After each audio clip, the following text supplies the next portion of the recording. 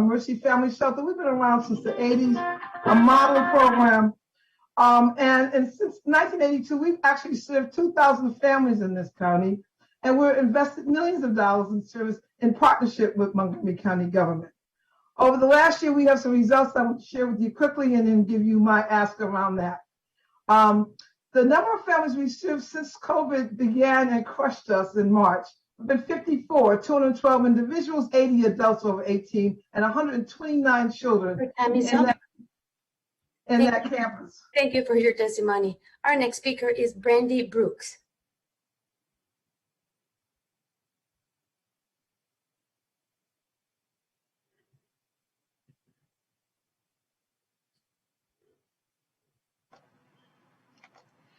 Good evening, Council President Hucker, Vice President Albernaz, and members of the County Council.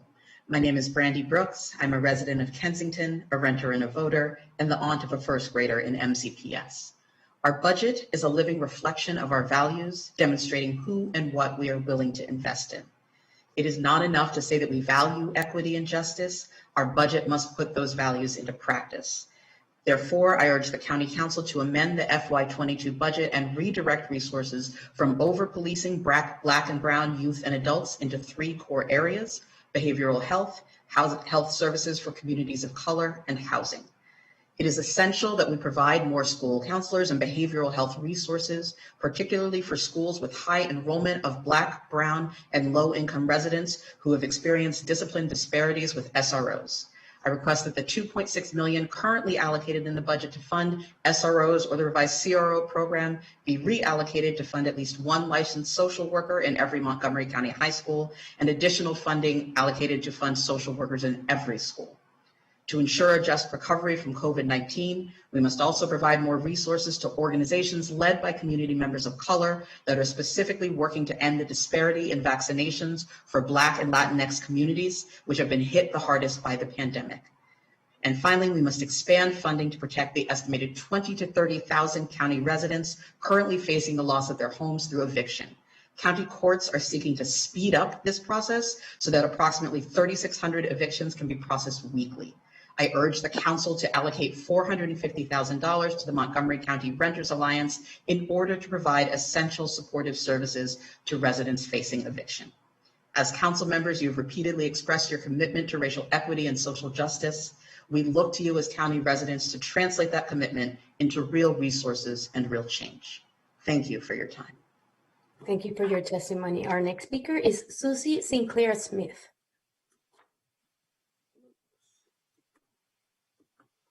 Thank you, President Hucker and council members, for the opportunity to testify tonight on behalf of the Montgomery County Coalition for the Homeless. MCCH is the largest nonprofit exclusively dedicated to addressing homelessness in the county, serving over 1,700 men, women, and children each year. And with this experience, we offer these recommendations to the budget. One is to adjust county core homeless service shelter contracts for FY22 to enable us to pay our frontline workers, all of whom are African American and Latinx, equitably at the same $15 hourly rate required of other employers in the county. Our contract now for the shelter funds our salaries below $15 an hour. Does not anticipate that we need to bring these salaries up to a minimum wage until 2023. And so we really hope that you will help us equitably pay our staff. The other is to maintain the government's recommended 1.5 increase for DHS contracts and add an additional 1.5%. This will ensure that we can equitably support our diverse workforce, 81% who are Black and Brown, who executes our mission day in and day out. You've heard from Leslie that there were no increases. We had a $30,000 deficit in our recruitment costs to bring on new staff to expand our services. We need this additional 1.5%. And finally, we urge for the FY21 CP capital improvement budget for the new shelter location to require that there be private expertise brought in to make sure that the pitfalls that happen at Progress Place do not happen with the new men's shelter, and that it is designed adequately. Thank you for your incredible support thus far of our missions and services. Thank you very much. Our next speaker is Michael Rubin. Members of the Montgomery County Council and fellow residents, good evening. My name is Michael Rubin, a resident of Tacoma Park. When I listen to our residents, I hear of the need for greater income by many of our most disadvantaged community members. COVID has only made it worse. Although we successfully deployed some emergency cash assistance during the pandemic, it was not enough to do very much other than provide a month or two of support, let alone tackling what amount to systemic inequities. My fear is that our economy will change due to this pandemic, and many lower wage jobs may never return in food service, hospitality, cleaning, and transportation. Thus, COVID forces us to confront the need for greater investment in community economic development with an emphasis on workforce development targeted to those currently unemployed or seriously underemployed, as well as entrepreneurship for low-income community members. Now, trying to figure out how our county supports these efforts is a bit challenging to find in the FY22 budget. We fund the Working Families Income Supplement at $40 million, which is a big increase from last year, which helps. We also fund WorkSource Montgomery, the Montgomery County Economic Development Corporation, the Economic Development Fund, and a Small Business Advancement Office. Much of that funding is used to attract companies who need a highly trained and specialized workforce. Even so, our total economic development investments of maybe $65 million pale in comparison to the DHHS and MCPD budgets.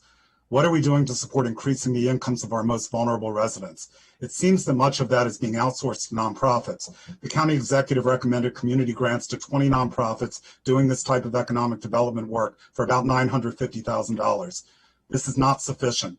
Inadequate income leads to increased demand for social services, higher levels of property crime, poor educational outcomes, increased homelessness, and worse health outcomes. We need to do better. I implore the council to find additional funds to deal with what I view as the root cause of many of these issues, income insecurity. Dollars invested in reducing income insecurity will pay for themselves many times over by reducing the demands on other departments. Thank you. Thank you very much. Our next speaker is Madison Oswalt. Good evening, members of the Montgomery County Council. It is a true honor to be speaking with you tonight. My name is Madison Oswalt, and I'm a first-generation college student at Montgomery College's Tacoma Park Silver Spring campus. I'm here to ask you to support full funding of MC's operating budget request, which will keep tuition flat and affordable for students. I'm heavily involved in MC student life because I want to give back to a school that has given me so much. I'm the vice president of the Student Senate and involved in many other clubs and boards. In the fall of 2020, I began my college education at MC and will graduate in May of 2021 with a 4.0 GPA after completing my degree in only 9 months. My plan is to transfer to Georgetown University to earn a bachelor's degree, then a law degree, and a PhD in government. One day I hope to work as a human rights attorney and ultimately a United States Senator. I was raised by a single teenage mother. When I was 14, she married my stepfather and we quickly discovered his drug addiction. My mother and I suffered under abuse and we lost everything. When my stepfather passed away during my senior year of high school, he left us with $200,000 of debt. When it was time for me to go to college, we could not get approved for loans or much federal financial aid. Fortunately, with scholarships, I was able to enroll at MC. Affordable tuition made all the difference for me, as it does for many MC students. And affordable tuition remains critical, especially today. The pandemic has had a drastic effect on the financial security of our students. Some students have lost their jobs and struggle to pay their bills or purchase the bare necessities, all while parenting their children and trying to get to virtual classes. Many are suffering mental health issues due to the struggles of online learning, social isolation, and in some cases, an unsafe home environment. Today, I speak to you as a representative and advocate for MC students. Money should not define one's ability to receive an education. I urge you to please support MC's operating budget request for students like me, students born to be the cycle breakers, students suffering in light of the current conditions, and students who haven't had the opportunities others have had. We too deserve access to an affordable education. Thank you for your continued support of Montgomery College. This college quickly became my home, and if tuition remains affordable, it may become the home to many more students. Thank you very much. Our next speaker is Allison Gillespie.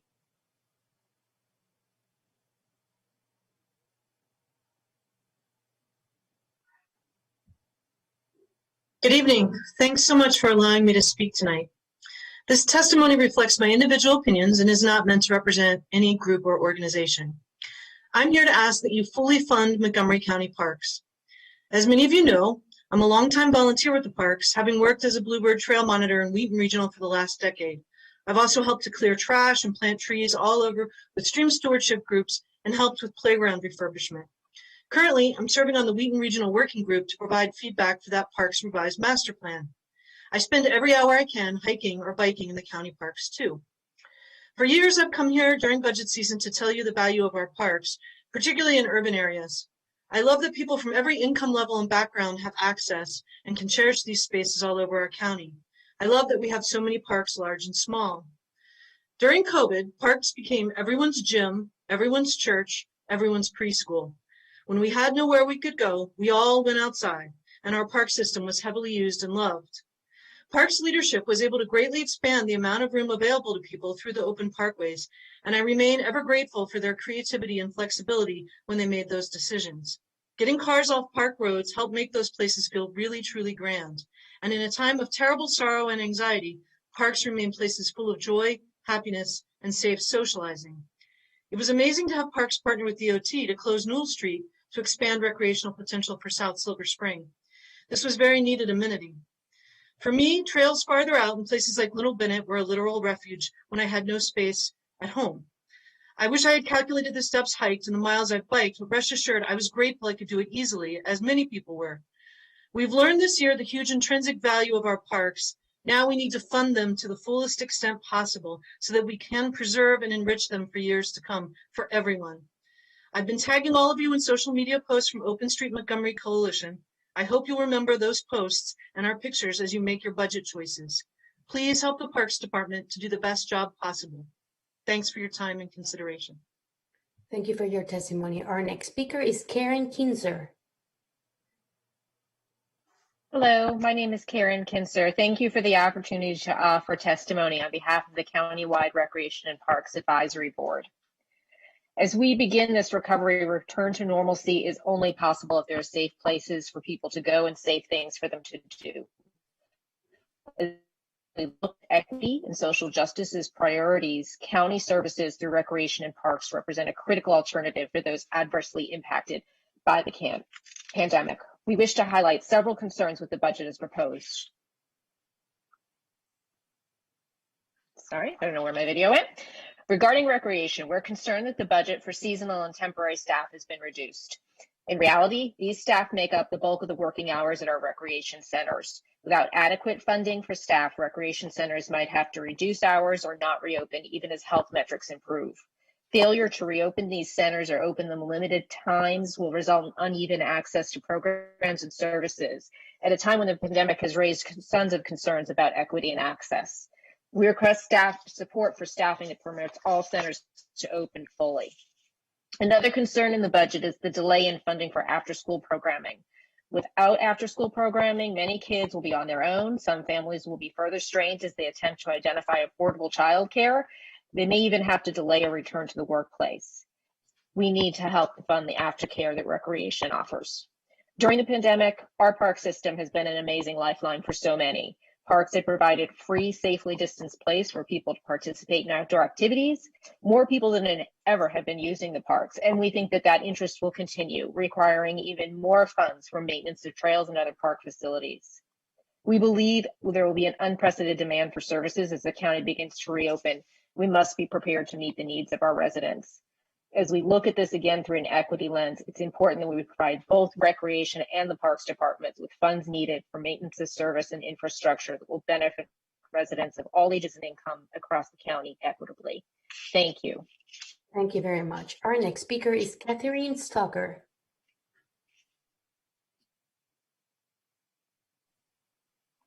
Good evening, council members. Thank you for the opportunity to testify at this hearing. My name is Cathy Stocker, and I'm one of the MCC PTA cluster coordinators for the BCC cluster. I welcome the opportunity to represent the families of the approximately 7,200 kids currently enrolled over our 10 schools in the Bethesda and Chevy Chase areas. First, I would like to publicly thank you all and to your hardworking staff for your service during this unprecedented and challenging time. I would also like to thank you all for your hard work on this proposed budget and your careful attention to the capital improvement plan for our schools.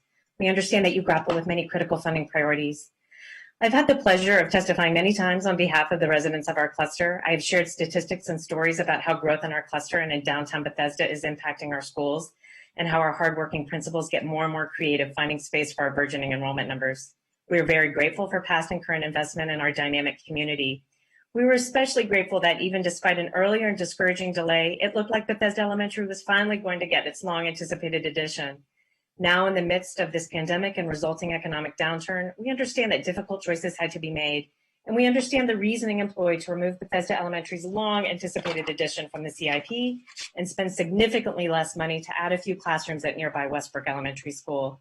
We know that we cannot ask for reinstatement of the addition at Bethesda Elementary. We are realistic about the difficult fiscal terrain.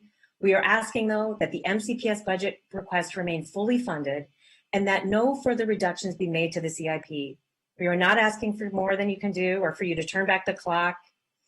Just please fully fund that MCPS budget request so that we do not lose the much less expensive option to add space at Westbrook and mitigate at least some of the overcrowding in our cluster.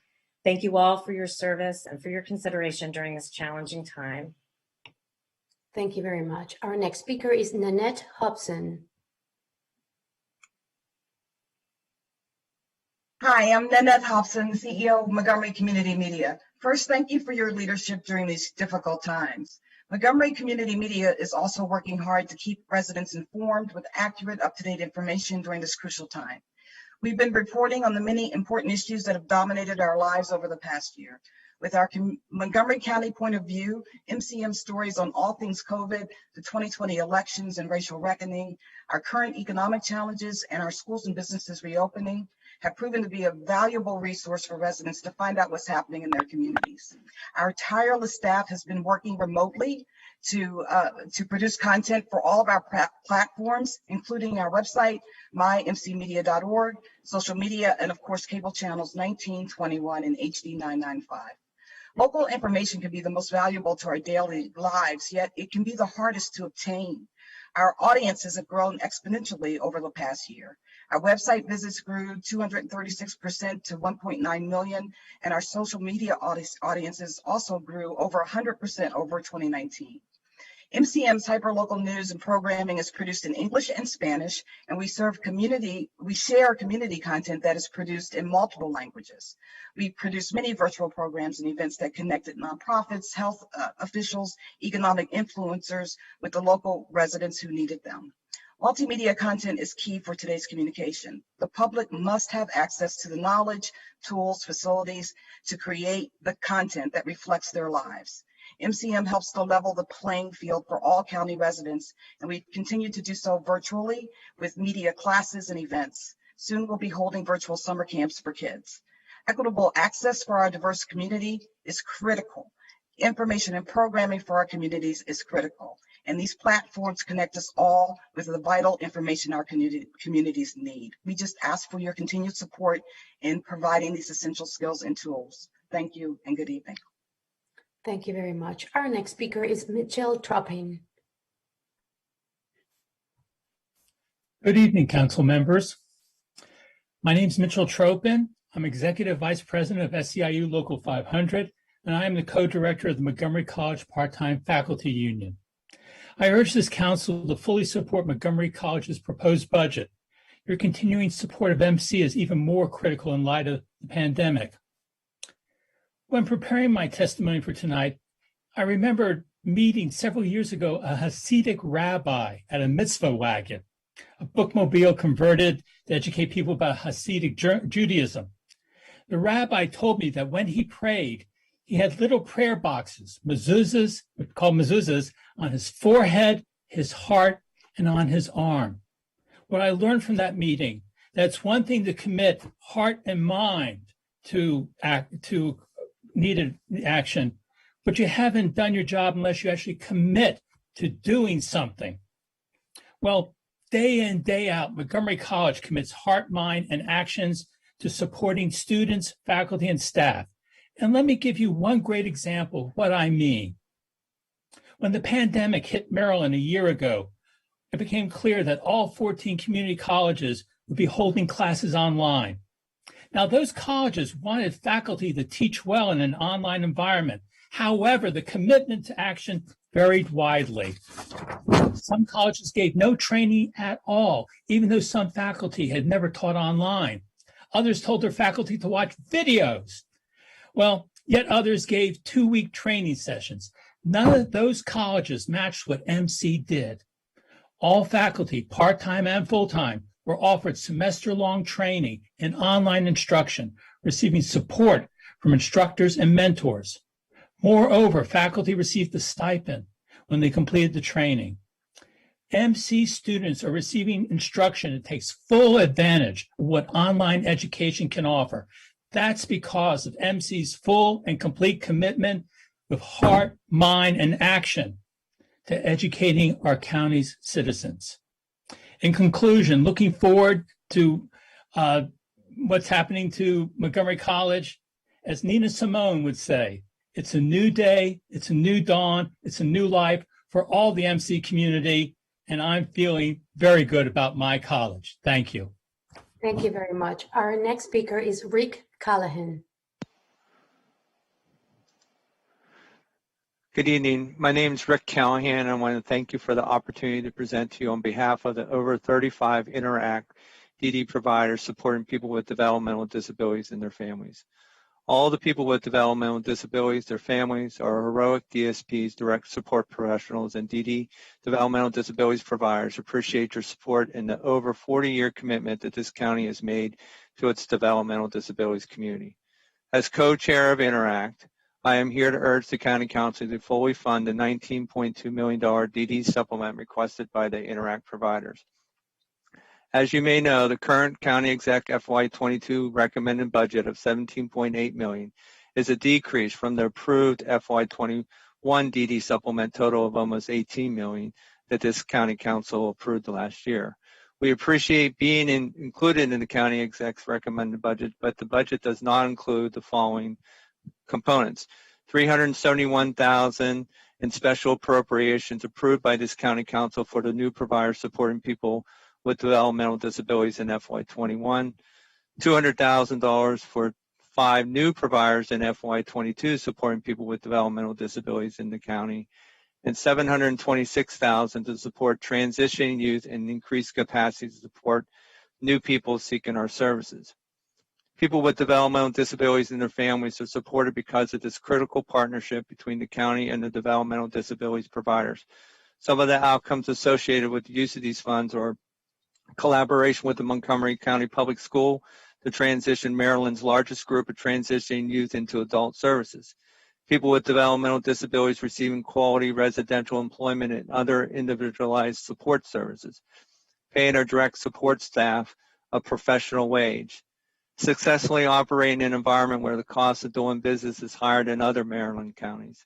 And obviously this year, collaboration and partnerships to mitigate and minimize the community spread of COVID-19, collaboration and partnership with Primary Care Coalition to address the ever-changing training of staff and navigating a complicated set of federal, state, and local guidance, transitioning our services to a virtual world of supports and services. Thank you very much. Our next speaker is Pia Morrison. Dear members of the council, thank you, Council President Hucker and all members of the County Council for speaking with us today. On behalf of the members of SEIU Local 500, I would also like to thank each of you for your extraordinary work during this ongoing pandemic. As you know, SEIU Local 500 represents more than 20,000 members, more than 9,000 of whom are employed as supporting services professionals at MCPS. Our members at MCPS are bus drivers, security guards, food service professionals, and paraeducators. They work in offices, media and technology, and building services. We are an association of educators, nonprofit workers, and caregivers. We are all invested in the strength and vitality of our local public schools, both professionally and personally. I come before you today on behalf of all of our members to enthusiastically endorse the proposed budget set forth by the superintendent and the county executive, and to respectfully ask the council to fully fund it. Our amazing members at MCPS have never worked harder, both on the front lines and behind the scenes, as they have during this pandemic. They have transitioned to teaching remotely, distributed literally millions of meals to children in need, delivered Chromebooks, and provided the technical and logistical support to make virtual learning possible. Working successfully with teachers, our paraeducator members help make distance learning successful. Our members at MCPS, regardless of their profession or title, have gone above and beyond for the children and families of Montgomery County. This budget recognizes their efforts and accounts for their needs. I would also like to say one additional thing before closing. As we know, additional federal relief is expected to come into the county. I would ask that when it comes time to decide how relief funds are dispersed, that the council include unions, the voices of working people, in the decision-making process. Once again, I thank you all for your time and your hard work throughout this ordeal and reaffirm the support of our members for this budget. Thank you so much. Thank you very much. Our next speaker is Jennifer Martin.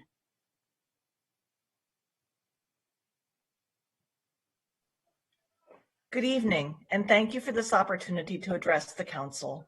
I'm Jennifer Martin, Vice President and President-elect of the Montgomery County Education Association. For those of you who don't know me, I'm a proud product of MCPS schools and the mother of 3 MCPS graduates. I've been an English teacher here for 2 decades. Today, I'm representing my 14,000 colleagues who educate Montgomery County's children. The pandemic has highlighted many issues that have plagued our schools for far too long. Our Black and Brown students, special education students, and those impacted by poverty have always faced social and economic barriers to meet their academic potential. Despite our county's wealth, this opportunity gap has continued to widen each year due to the chronic underfunding of schools. Our children now are returning to school buildings in need of healing as well as intensive academic supports. Imagine giving every student the support they need to fulfill their potential. To make this aspiration reality, we must provide them with more counselors, more mental health professionals, more investment in special education, more supports to advance their progress, and more resources to address inequities in opportunity. Now is the time to reimagine our schools as the foundation of a vibrant, welcoming, and prosperous county. Investing in our schools is the best way to ensure that our county continues to attract and retain businesses, develop skilled workers, and provide the excellent quality of life for which we are known. I urge you to fund the county executive's MCPS fiscal year 22 budget. We have an opportunity not only to recover, but also to make a transformational change in the lives of the children of Montgomery County and thereby secure a brighter future for us all. Thank you. Thank you very much. Our next speaker is Dr. Christine Handy.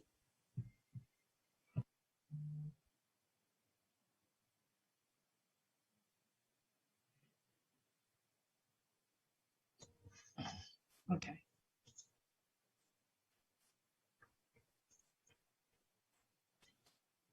Good evening, Mr. Hucker, Mr. Albornoz, and members of the County Council. I am Christine Handy, President of the Montgomery County Association of Administrators and Principals, MCAP, and Montgomery County Business and Operations Administrators, MCBOA.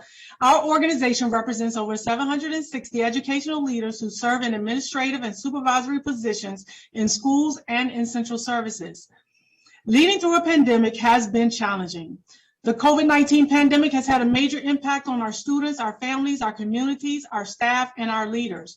It has transformed the way we work, communicate, meet, navigate our community, and how we lead. Our school leaders and staff have been remarkable in lifting a virtual and now dual education platform that includes virtual and in-person instruction. Yet we know as we look ahead, we face mountains that we must prepare to climb. We must be prepared to support our schools, students, families, our employees as we rise above this pandemic and its impact.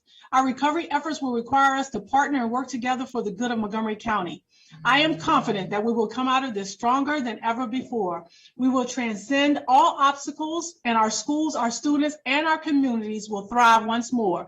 We are Montgomery County, you know. MCAP and MCBOA support MCPS Board of Education's operating budget and are appreciative that the County Council has subsequently presented an operating budget that funds 100% of the Board of Education's and Superintendent's requests.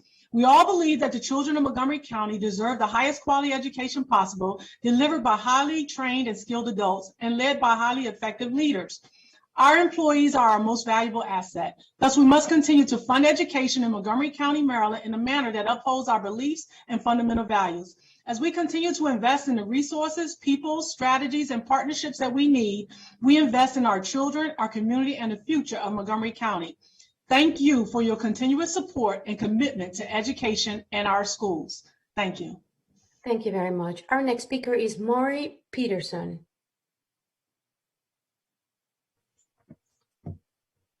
Right. Good evening. I'm Maury Peterson. I'm the new Executive Director at Rebuilding Together Montgomery County.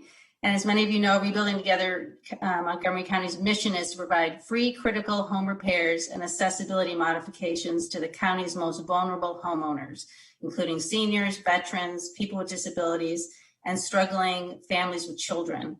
This year, we're celebrating our 30th anniversary, and to date, we've served 2,500 low-income homeowners and galvanized 50,000 community volunteers in our neighbor helping neighbor approach. And I know from studying your legislative and budget history that this council is comprised of some very strong and aggressive leaders in advancing affordable housing. And in particular, I just want to thank you for your long-term financial support of Rebuilding Together Montgomery County. As many of you know, our organization is the local premier nonprofit 100% devoted to preserving existing affordable housing. We do not construct new housing, but instead help the average, rarely recognized low-income homeowner who's in desperate need of critical repairs to allow them to remain safe and healthy at home and to stay in the community. And during the pandemic, it's never been more important.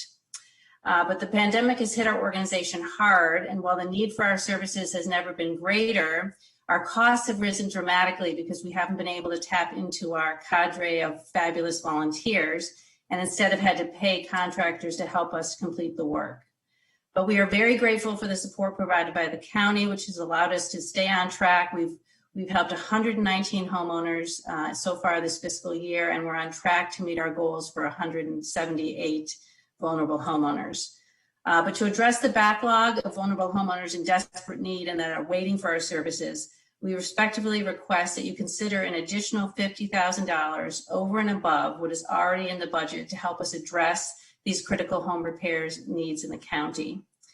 Rebuilding Together Montgomery County is proud to be part of the county's affordable housing team, and we thank you in advance for your consideration of our additional budget request. Thank you very much. Thank you very much. Our next speaker is Christy Daphnis.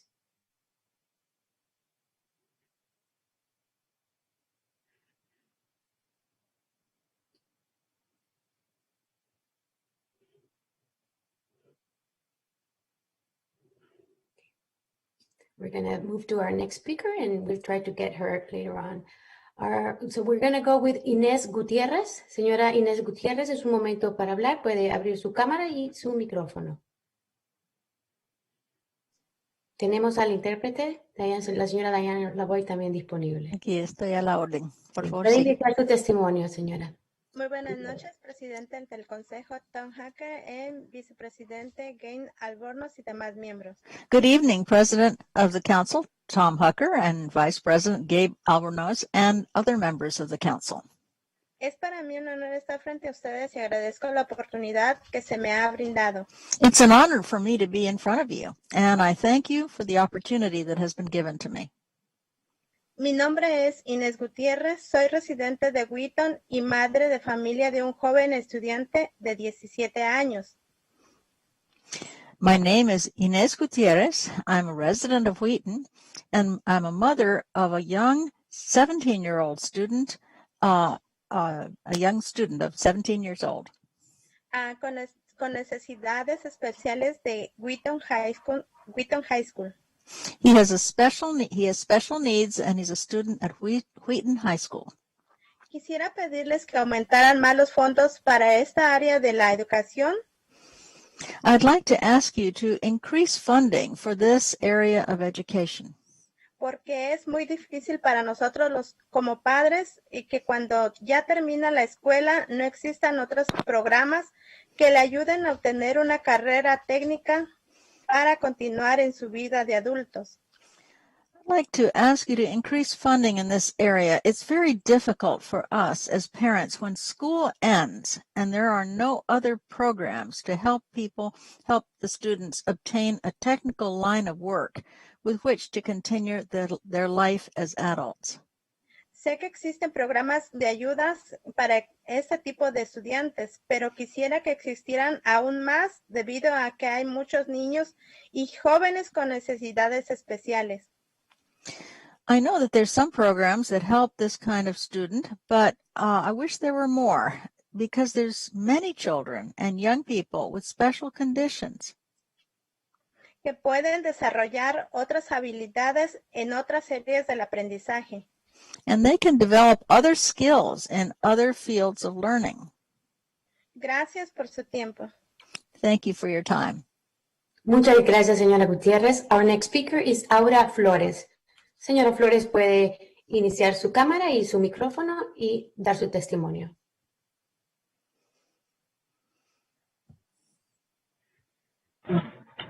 Muy buenas noches, presidente del Consejo, Tom Hooker, y presidente y vicepresidente Gabriel Albornoz y demás miembros. Good evening, President Tom Hooker, Council President Tom Hooker, and Vice President Gabriel Albornoz, and other members of the Council. Es para mí un honor estar frente a ustedes y agradezco la oportunidad que se me ha brindado. Mi nombre es Aura Flores. It's an honor for me to be with you, and I thank you for the opportunity that's been given to me. My name is Aura Flores. Soy madre de familia, de hijos jóvenes y adolescentes, residente del área de Gatesville. I'm a mother of young children and teens, and I live in the area of Gaithersburg.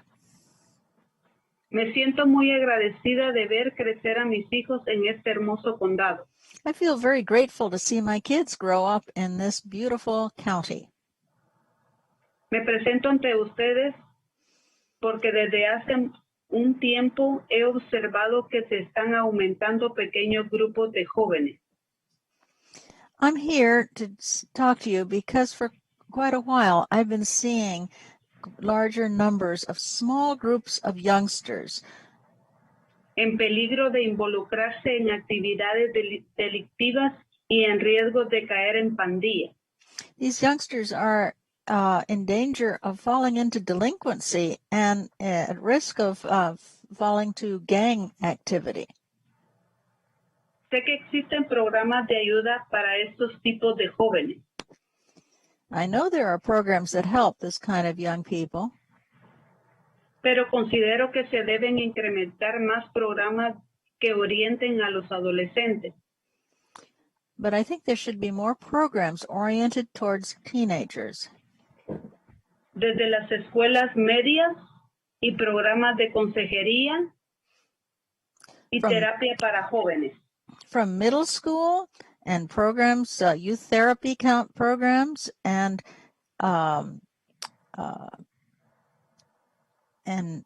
okay, go ahead. Sigue, por favor. Okay. Terapia para jóvenes para evitar que caigan en drogas y sean jóvenes vulnerables a ser captados y terminar en manos de pandillas. There should be these programs to keep the youngsters from falling into drug use. As young people, they're vulnerable to get caught up and end in the hands of gangs. Gracias nuevamente por todos los esfuerzos que se están haciendo para ayudar a nuestros jóvenes y adolescentes. Dios les bendiga. Buenas noches. Thank you again for all the efforts that are being made to help our young people and teenagers. Again, God bless you and good evening. Muchas gracias, señora Flores. Before we proceed with our next speaker, we have a small announcement from our Council President Hooker. Council President. Thank you, Lillian. I just wanted to acknowledge a couple colleagues. Councilmember Navarro is not able to join tonight, but has a number of staff listening in and taking notes. Councilmember Rice is so dedicated. He's listening to this all through his anniversary dinner. We wish him a happy anniversary. With that, we proceed with our next speaker. It's Chris Standing. Good evening, County Council members. My name is Chris Standing, and I am president of ASPE Local 2380 at Montgomery College. I would first like to thank our president, Dr. Pollard, for insisting that the employees of Montgomery College did not have to endure layoffs, furloughs, or forced early retirements. Through the college's fiscal management, the staff has been weathering the COVID-19 pandemic without fear of financial ruin. The economic impact of the pandemic on the county and the state cannot go unnoticed. We negotiated in good faith and agreed with the board and the administration not to have a general wage increase for FY22.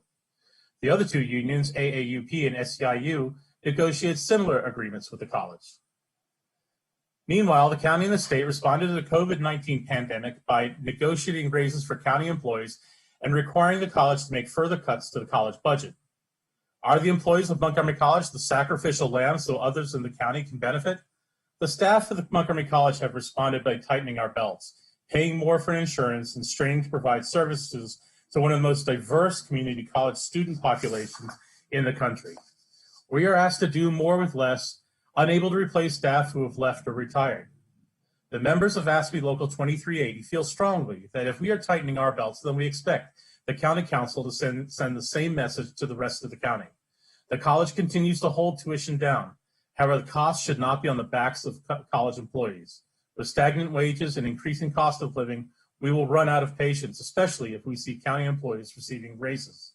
As we work together to get past FY22, the council should not expect that every time they need to find more money, that they take it from Montgomery College. Continual response to regulations, students who need basic classes in math and English, mentorships, improving students' classroom learning experience, and the logistics takes many hands. We are a nonprofit educational facility that welcomes and transforms anyone who has a dream. Please help us to help them to follow their dreams by continuing to fully fund the needs of Montgomery College in the coming fiscal years. Thank you. Thank you very much. Our next speaker is Java Robinson.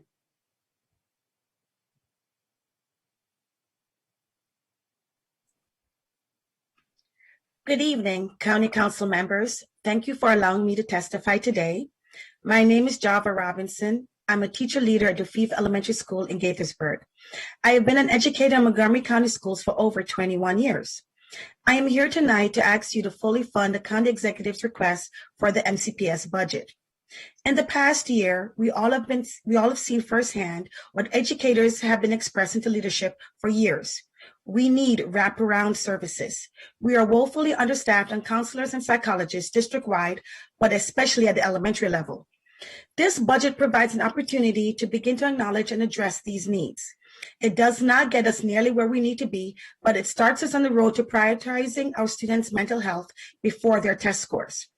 As a veteran teacher, I have seen how our schools have needed to do more with less every year as our student population grew. Per pupil spending is down from 10 years ago as the needs of our students have only increased. Our Black, Brown, and poor students don't have time for us to debate this issue any longer. We have students who have not logged on since last March. We have students who have families devastated by the effects of COVID-19. The trauma that many students were facing before this pandemic has been further exacerbated.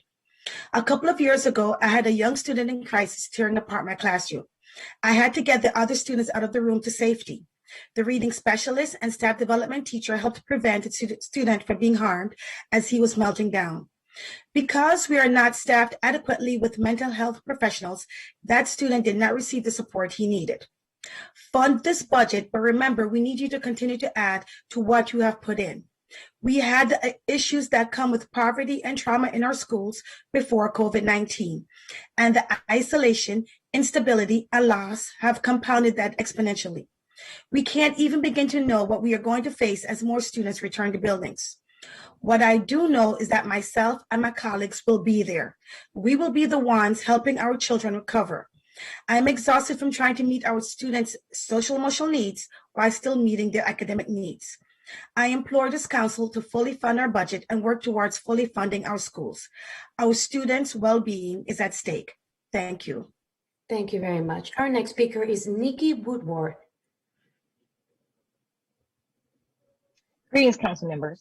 My name is Nikki Woodward, and I have the tremendous opportunity to serve the Montgomery County community as an infants and toddler specialist and the Montgomery County Education Association as the chair of the Political Action Committee, as well as their vice president-elect. Thank you for the opportunity to speak this evening regarding the FY22 MCPS budget from an early childhood educator's perspective. I begin tonight by asking each of you to vote to fully fund the county executive's request for the MCPS budget. Considering the tremendous strain the COVID-19 pandemic has placed on our community and country, I am sure we can all agree there exists tremendous needs for both the educational programming and school facilities to provide the learning opportunities and safe space all our students deserve and require. We have observed growing divide precipitated by both the achievement and opportunity gaps and by this pandemic. And this pandemic has shown us just how fragile our system is and where we can improve on our efforts and provide recovery while continuing to chip away and eliminate these disparities. This brings me to my priority for sharing with you today. Our community must prioritize addressing learners' needs from the whole child approach when thinking about education funding. From the second a child is born or moves into our community, we have a moral obligation to ensure they come to school prepared to learn, and equally, we are responsible to develop capable, contributing citizens into our community upon graduation. So what does that mean and look like? We must not limit our responsibility to supplying students with traditional school supplies, new tools such as Chromebooks. But this should include food, mental health supports, and the ability to address the array of developmental issues that may arise as barriers to their education.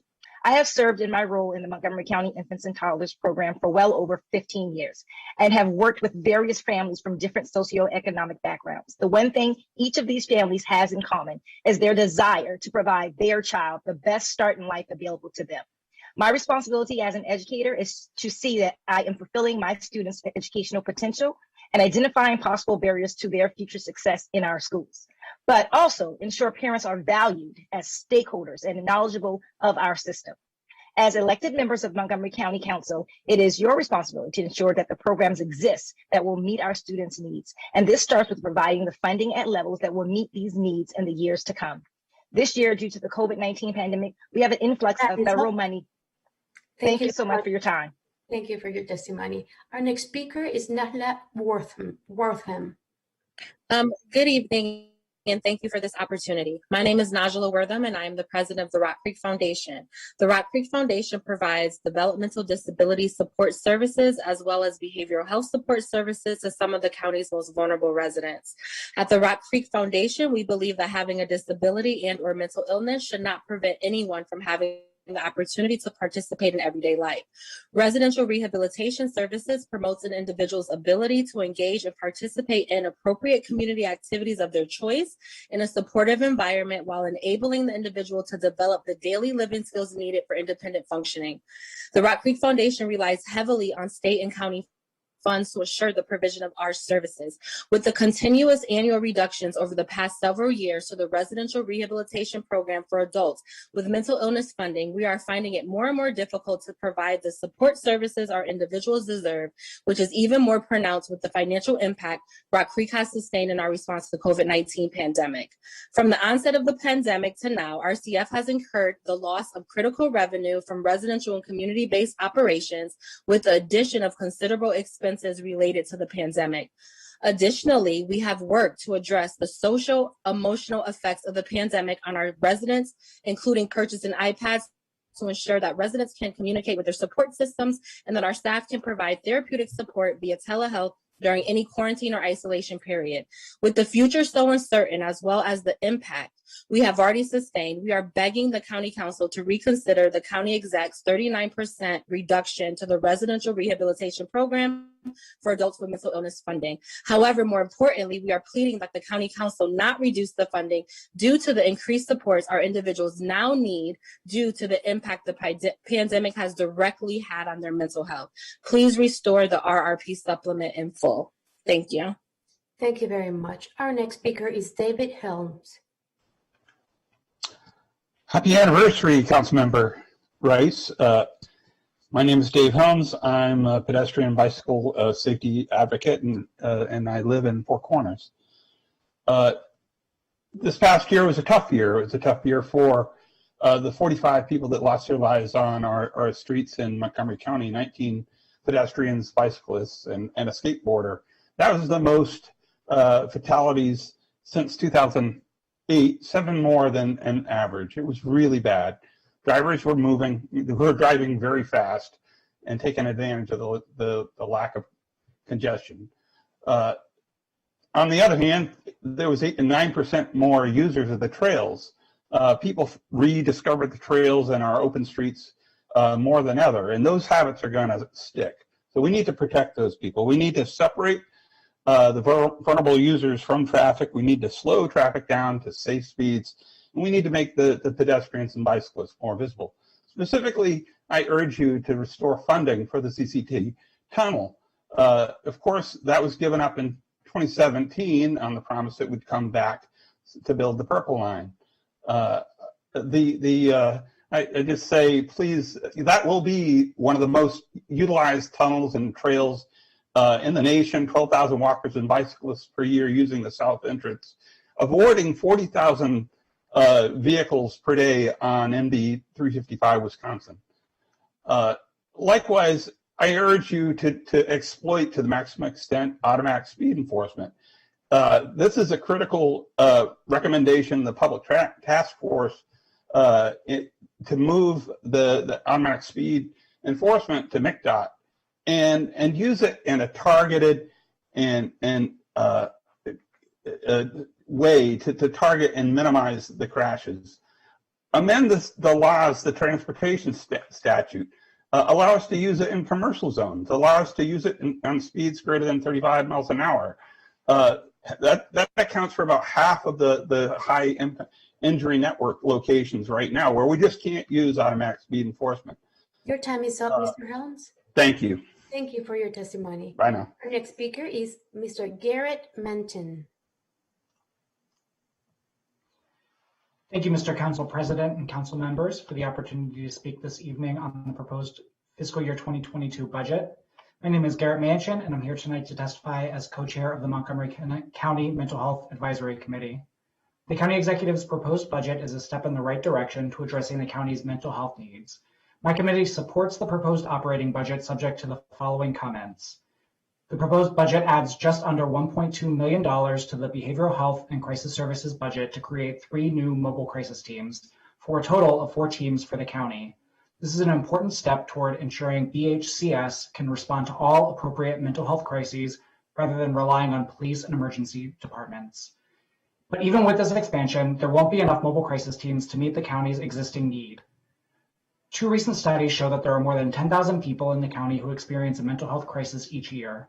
To meet that need, the county needs at least 8 mobile crisis teams. We therefore recommend increasing the BHCS budget to further expand the number of mobile crisis teams to 8 in total. Doing so will undoubtedly save residents' lives. It will also save the county money by keeping individuals with mental illnesses out of emergency rooms and prisons. In addition, the Mental Health Advisory Committee has outlined 3 budget priorities for fiscal year 2022. Those priorities are as follows. First, reduce the county's suicide rate. Second, improve the county's crisis response system. And third, include a mental health component to the county's emergency planning and its plans to address climate change. I've submitted our priorities memo, which goes into more detail on each of those priorities as written testimony. Thank you for your time and good evening. Thank you very much. Our next speaker is Katherine Katzen. Okay. Hi, thank you so much for all you are doing to sustain county residents during this pandemic. And thank you for giving me the opportunity to speak tonight. I'm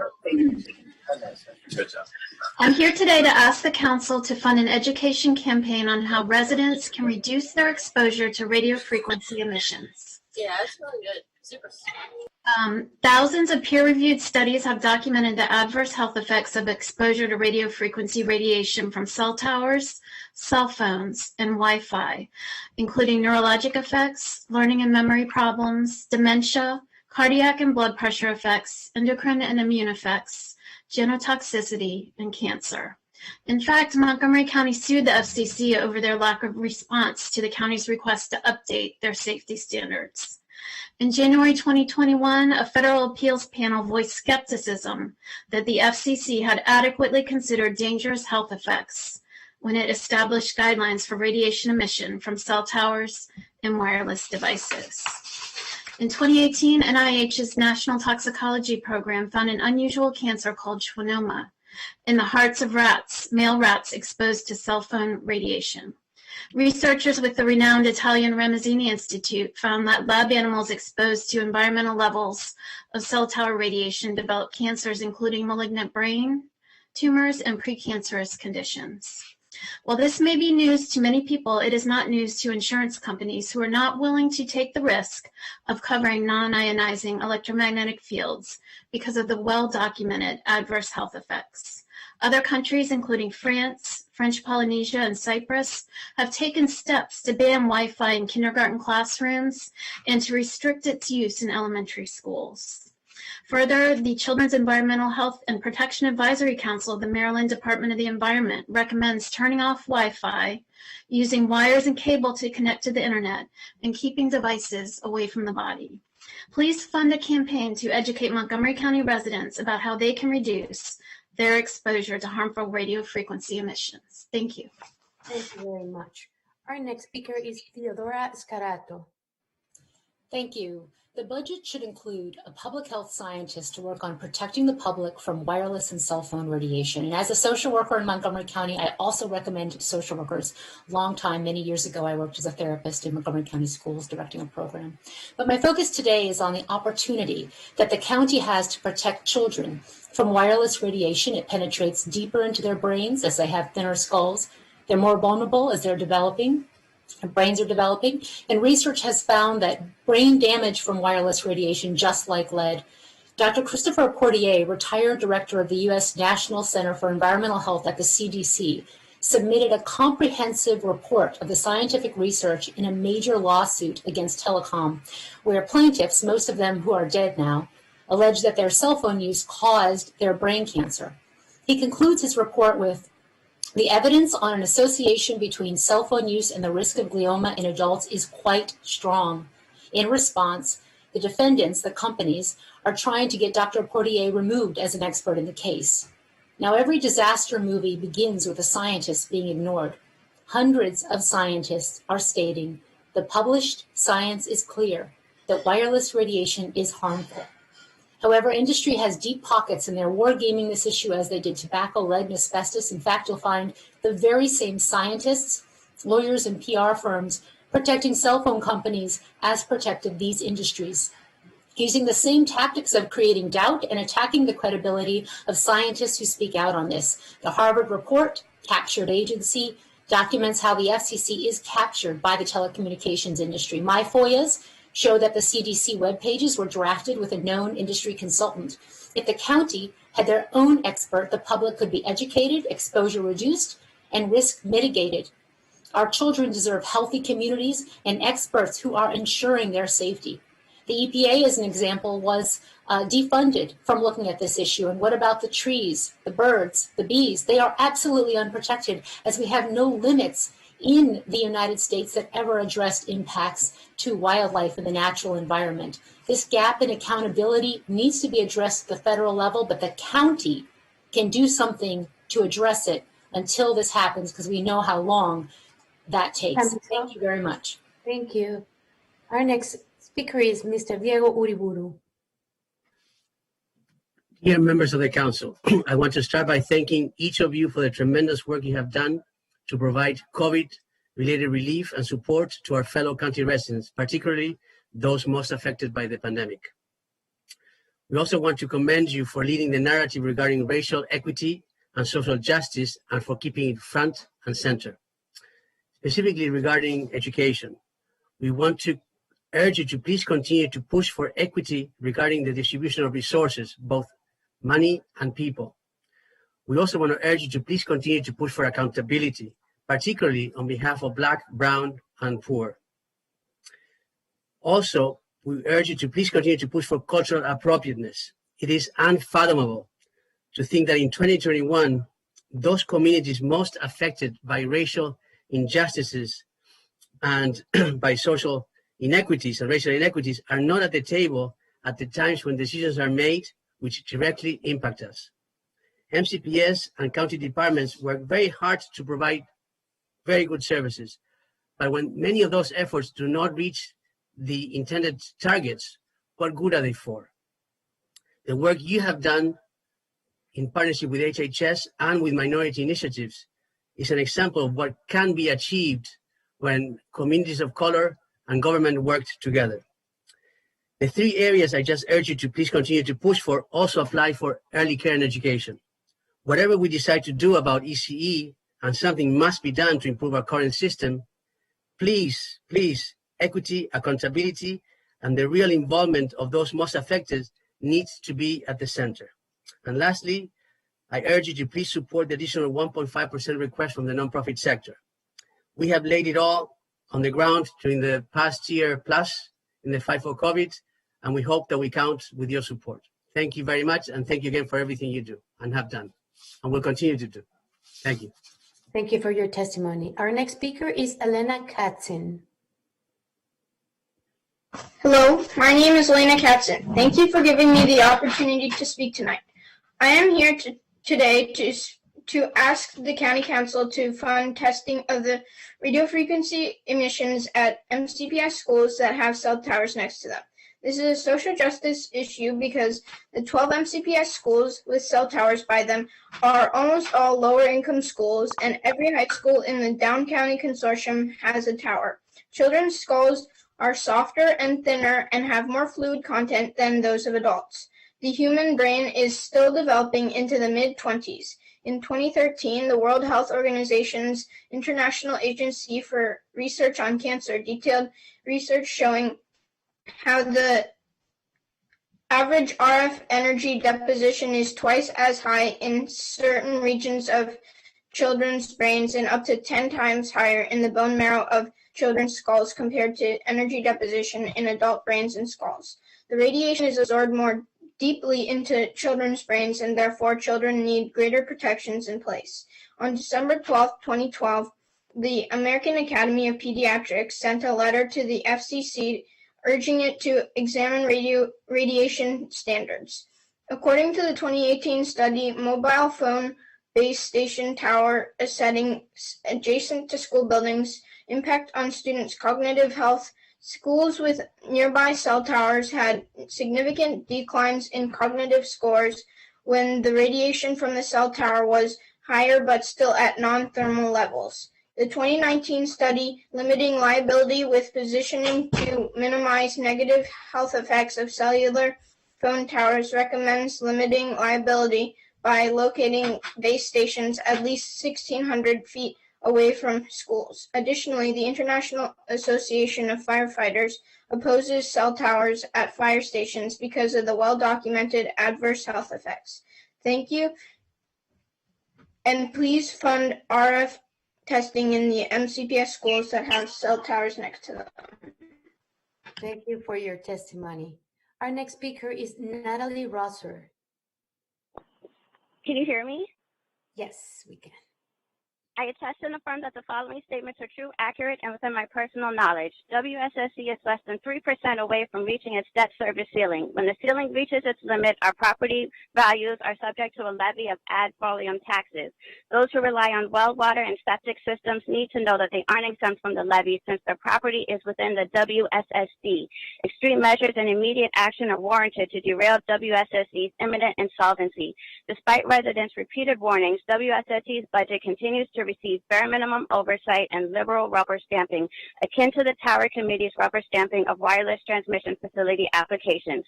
Despite being well aware of the problematic application process for wireless facilities, aka cell towers, the county has yet to fix the issue. Instead, the Fed Committee is aggravating this matter and promoting more cell tower densification via the legally baseless CTA 19-07. Cell towers in neighborhoods, especially at 30 feet or less from homes, decreases property values, evidenced in county court filings and county property tax assessments. Worse, this county's lack of a thorough accounting of wireless applications illustrates residents have been subsidizing approximately 80% of fees to facilitate wireless deployment. When taxes significantly increase to subsidize exponential cell tower densification and diminished property values are used to bail out a mismanaged utility, the financial forecast for residents is horrifying. It's sinister for the county to use private-owned property to support entities that are ultimately compromising our lifelong most primary investment, our homes. We remain unheard despite years of proactive efforts in demanding WSSC audits, on rectifying Tower Committee procedures, on reducing industry subsidization, and killing ZTA 1907. A holistic budget addressing all of these travesties is a baseline necessity for the county and its residents. I have presented no matter of mere concern or any non-substantive matter, but solely matters of substance, of fact, and of law. Thank you very much. Our next speaker is Sandra Landis. Hello? Hi, we can hear you. Okay, and now you can see me. Okay, thank you. Good evening, members of the council and the public here today. My name is Sandra Landis, and I represent Start School Later, a national organization that began as a grassroots movement right here in Montgomery County.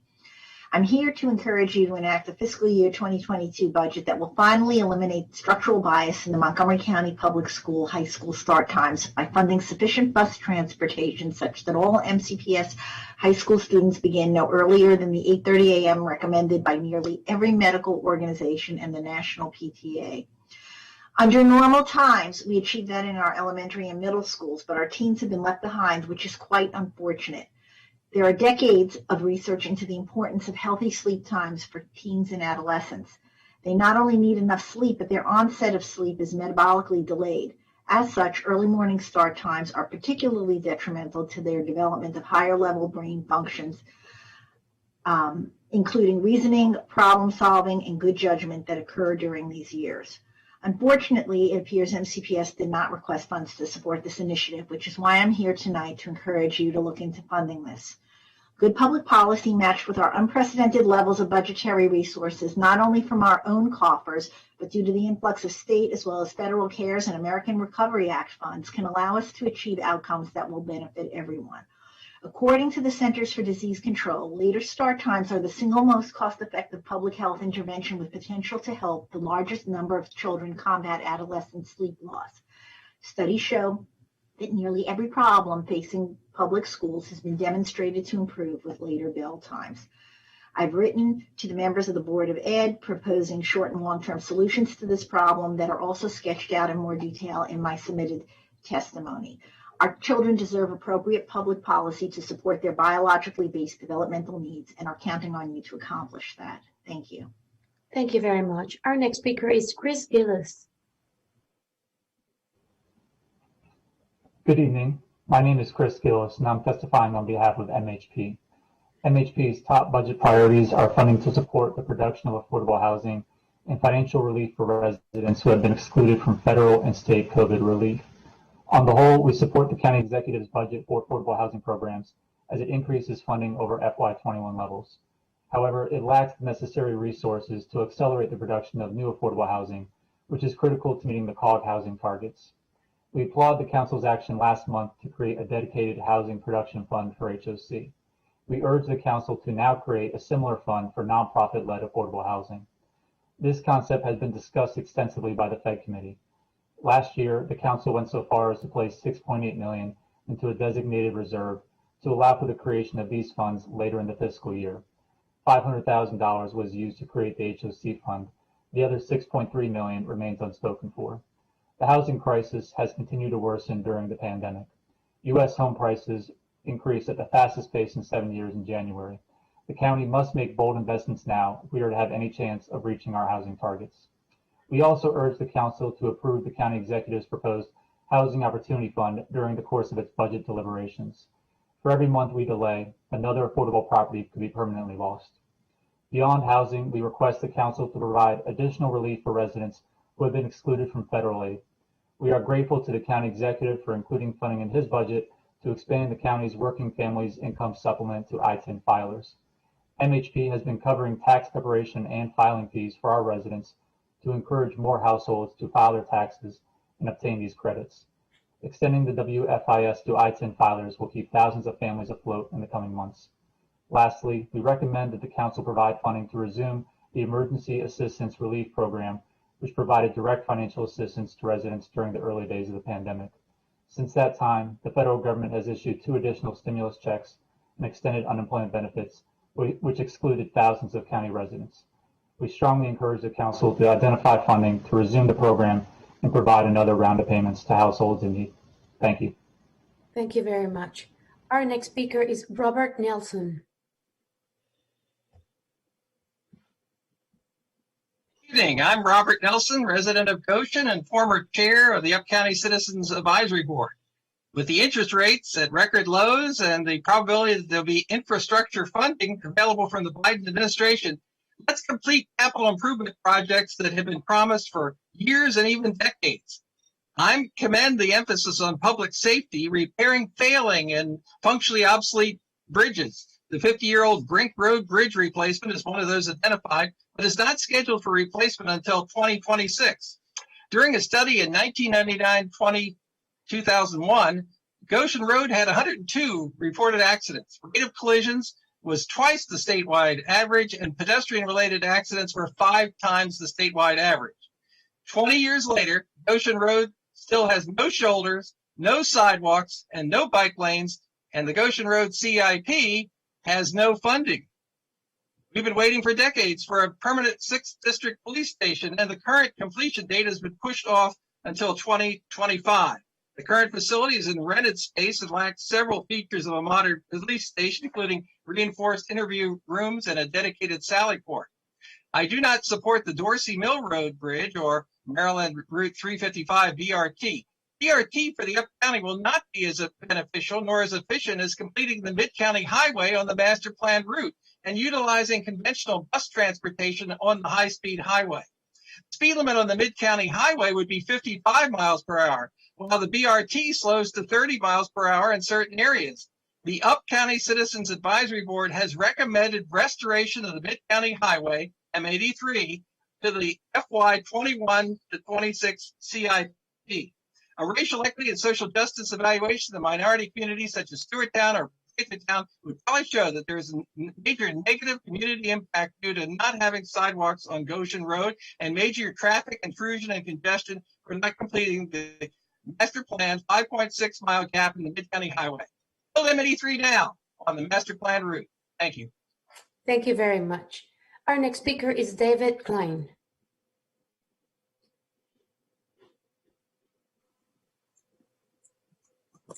Hello, everybody. Looks like okay, now I can start my video. Okay. Hello, everybody. Good evening, council members. Thank you for listening to and, if possible, watching. I'm going to show a few photos in a bit tonight. My name is David Klein. I live in Gaithersburg, and I'm here just representing myself. I'm here to speak tonight about the issue of trash reaching and remaining in our waterways. I'm requesting you to consider hiring more staff to regularly monitor and clean our waterways. So let me just show you a few photos. This was from yesterday. This is, I'd say, okay, I can make it a little closer. All right, maybe that's not going to work. I don't know if you guys are going to be able to see that. Anyway, I can just talk through it. I've recently been getting in touch with various local officials to make them aware of trouble spots I've noticed, and I'm learning more about how they can respond to such issues when notified. The encouragement of more volunteers seems to be the default solution. The amount of trash that remains in or near our waterways ought to be addressed by the local government in a much more proactive and direct manner. The photographs I was going to show you and others I have sent in my written testimony can help demonstrate examples of the problem, but only to a very small degree. The picture becomes much clearer if you have the opportunity to regularly walk around these areas to see the conditions up close. Please consider more actively managing this environmental challenge, perhaps by allocating a portion of the funds raised from the 5-cent bag tax to hire additional staff. In lieu of showing you the photos, I'll describe a little bit. I'll try to show them. If you can see them, great. If not, so this was taken from yesterday at, here in Gaithersburg. Let me get it rotated. Doesn't want to, but basically the point is what I'm trying to show is how the trash will accumulate, especially with the storm flows, and it will remain in areas untouched for months, maybe years. And really the only people going to these areas perhaps are volunteers, but this isn't some rare sight. All over the county you have spots like this where you'll have trash piling up and then eventually it's collecting inside the river and it stays there. And sometimes it's very large pieces like a shopping cart. Okay. Thank you very much. Thank you for your testimony. Our next speaker is Jennifer Ventura. Oh my God. Hi. Oh my goodness. I'm sorry, I'm having technical difficulties. Okay. Hi, my name is, good evening, council members. My name is Jennifer Ventura. I am a CASA member and I am a senior at Lake High School in Montgomery County. I would like to say thank you to the county executive for the expansion in the spending on the Working Families Income Supplement Program. I asked the council to approve the amount proposed. I am a U.S. citizen and my mom has been paying taxes for the last 20 years with an ITIN number. My mom is a single mother and she cleans houses for a living. During the current pandemic, my mom's job was unstable. My mom has had savings, but we were not ready for this crisis. We do not have the proper support and we are struggling.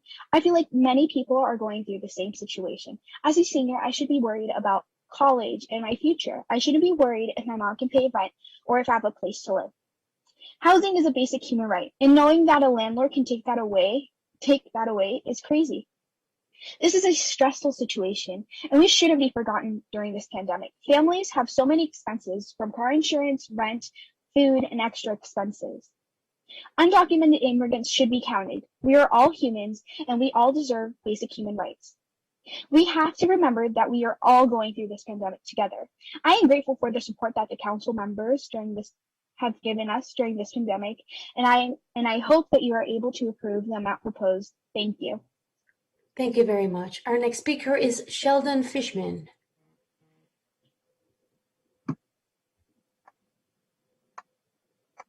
Hello. Thank you for the opportunity to address the County Council on the county's budget. My name is Sheldon Fishman and I'm testifying as an individual. We thank you for funding the public schools our children attended and the fields they played on.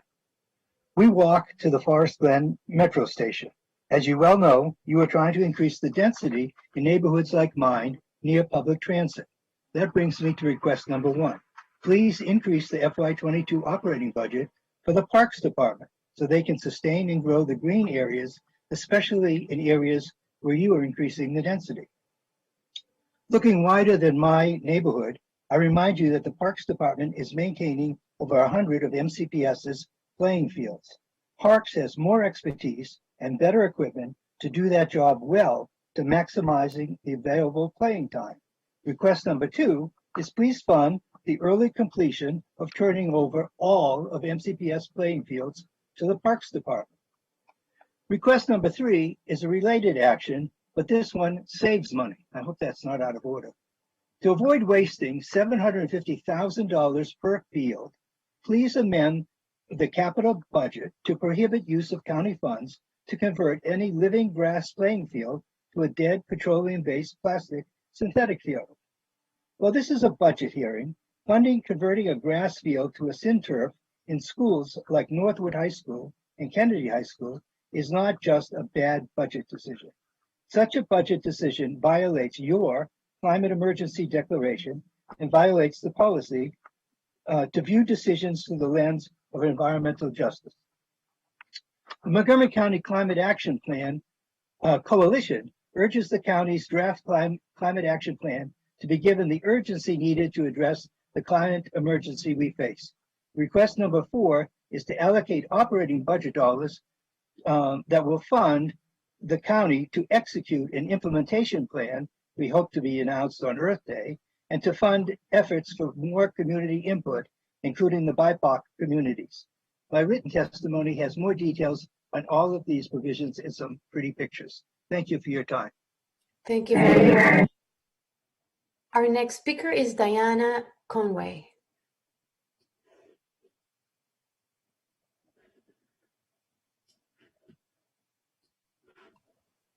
Good evening, council members, Council President Hucker. I'm Diana Conway, President of the Montgomery County Women's Democratic Club. Thank you for the opportunity to comment on the 2022 budget. First, thank you for steering us through the body blows of social upheaval, pandemic, and an economic crisis.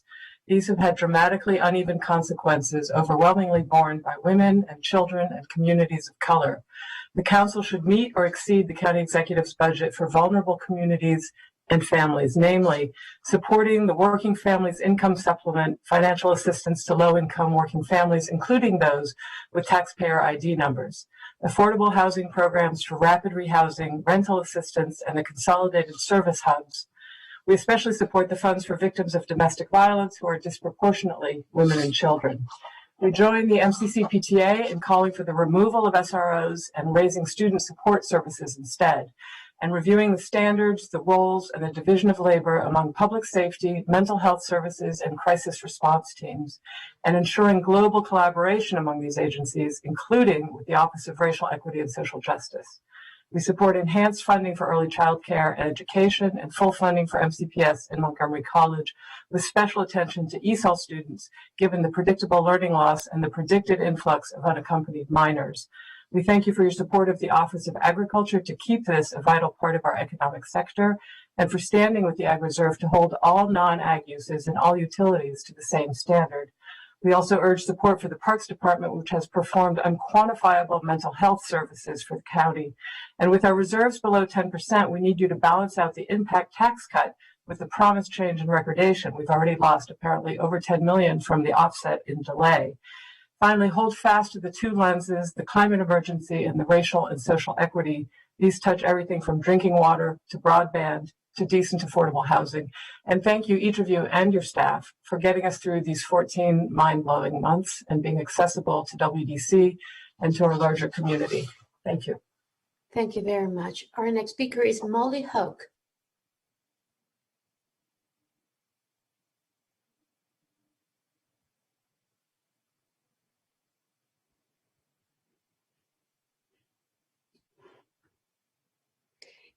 You are muted. You need to open your microphone. Thank you for letting me talk about creating a good ordinance for cell towers. The Telecommunications Act of 1996 preserves local zoning authority. Cities and counties have the right and responsibility to limit the number and placement of cell antennas to only as many as are needed to enable communication.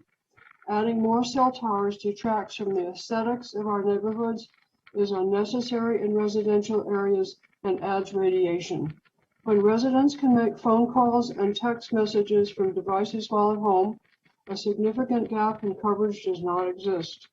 Therefore, there's no justification for additional cell towers, let alone a cell tower 30 feet or less from homes. When Lowell McAdam was the CEO of Verizon, he was asked if it is necessary to place a cell tower 20 feet from a home. His answer was, "We are now designing the system for over 2,000 feet from transmitter to receiver." It is clear that an independent lawyer is needed to advise the council on how to create a well-informed, thorough, protective ordinance. Lawyers who specialize in this kind of work, like Andrew Campanelli, know from decades of experience in ordinance analyses that Montgomery County can preserve their local authority, our neighbors' aesthetics, and protect our health. Campanelli said, "Local governments are the citizens' first and only line of defense against illegal exposures to RF radiation from non-FCC compliant facilities. Far too often, uninformed and uneducated local governments do not exercise their regulatory powers that were intentionally preserved to them by U.S. Congress. Your residents need you to stop ZTA 1907 and allocate money in the budget to do the analysis necessary to develop an ordinance that is free from the influence of the telecom industry. We deserve a legally based, balanced, and maximum protective ZTA." Thank you very much. Our next speaker is Jane Salzano.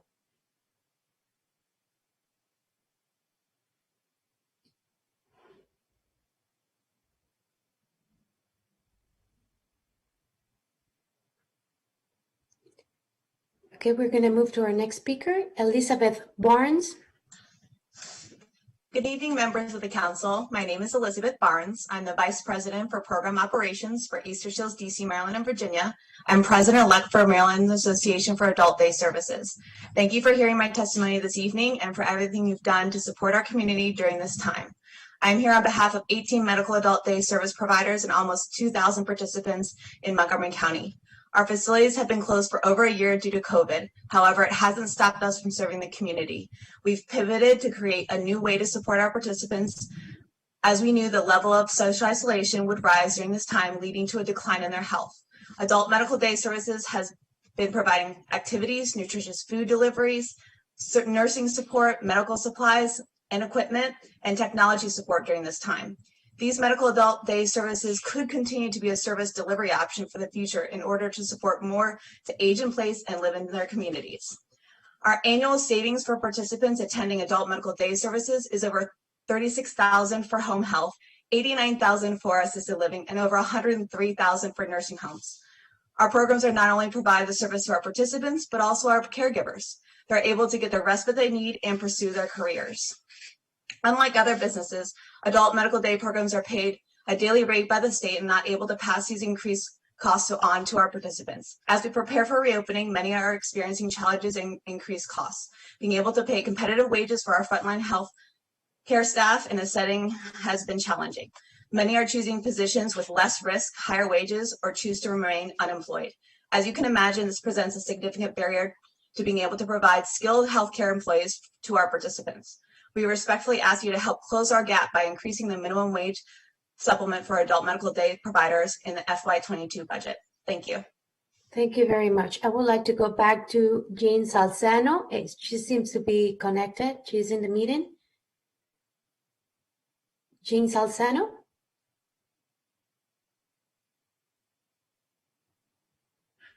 Okay, so we're going to go to our last speaker, Afshin Abedi. Good evening, and God bless you all for listening to all of us.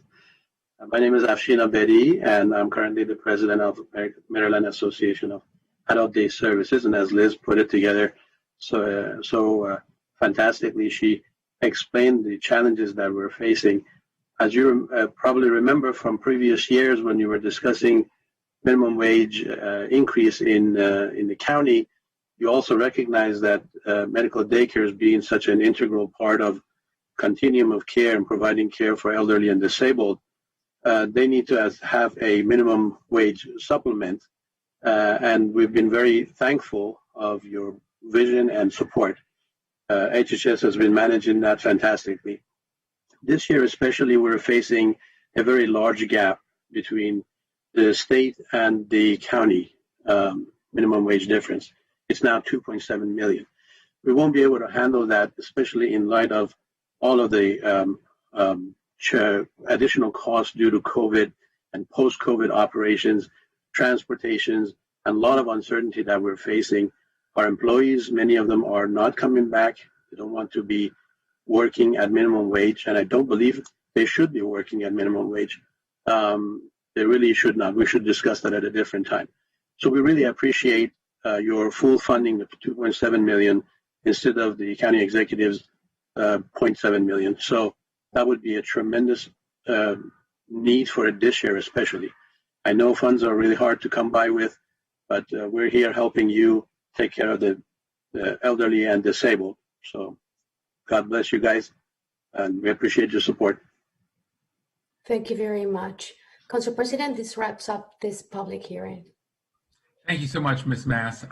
Thank you to all our speakers tonight. I know all of my colleagues learned an awful lot from you. We'll take all your views into consideration. Again, council work sessions will begin in May. Next week, we'll begin our committee work sessions. We look forward to continuing to hear from you as we put together the final budget. Thank you so much.